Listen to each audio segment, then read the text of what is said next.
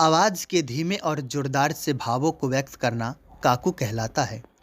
संगीत की दृष्टि से 6 प्रकार के काकुओं का वर्णन छाया अस्थाई के अंतर्गत संगीत रत्नाकर के तीसरे अध्याय में किया गया है, जिनके नाम इस प्रकार हैं: स्वर काकू, राग काकू, अन्य राग काकू, देश काकू, क्षेत्र काकू और यंत्र काकू। स्वर काकू संगीत के 6 काकुओं में से एक स्वर काकू है। किसी स्वर का प्रयोग करते समय उस स्वर के ऊपर नीचे वाले स्वर की श्रुतियों के स्पर्श करने से स्वर काकू होता है।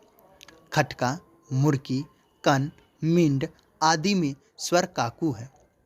इसके प्रयोग से स्वर की चमक बढ़ जाती है। राग काकू प्रत्येक राग के पहचान की एक निश्चित स्वर संगति होती है, जिससे वह राग पहचाना जाता है। यही राग काकू है। सारंग देव ने राग की निज छाया को राग काकू कहा है।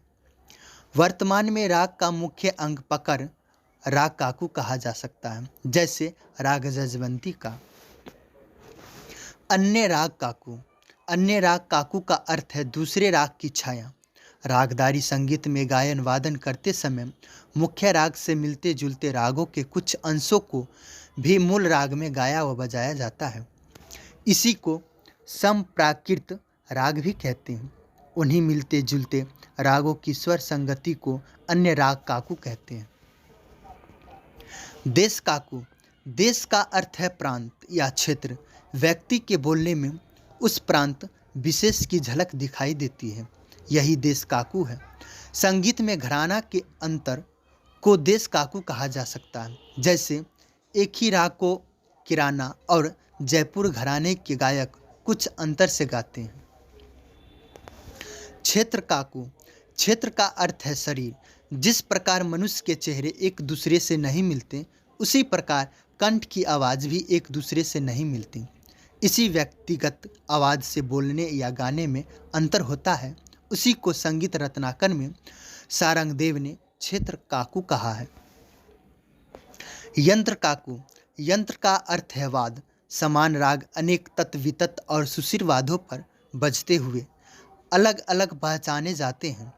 यह वाद के आकार, उसमें प्रयुक्त सामग्री एवं बजाने की विधि के कारण होता है। सितार, श्रोद, आघात वाले और सारंगी, वायलिन, गज वाले वाद हैं। सितार, सरोद, आघात वाले और सारंगी, वायलिन, गज वाले वाद हैं, जिनकी वादन विधि से यंत्र काकू की पहचान होती है। वीडियो अच्छा लगे तो लाइक, सब्सक्राइब एवं कमेंट जरूर करें और अपने दोस्तों के साथ शेयर जरूर करें। धन्यवाद।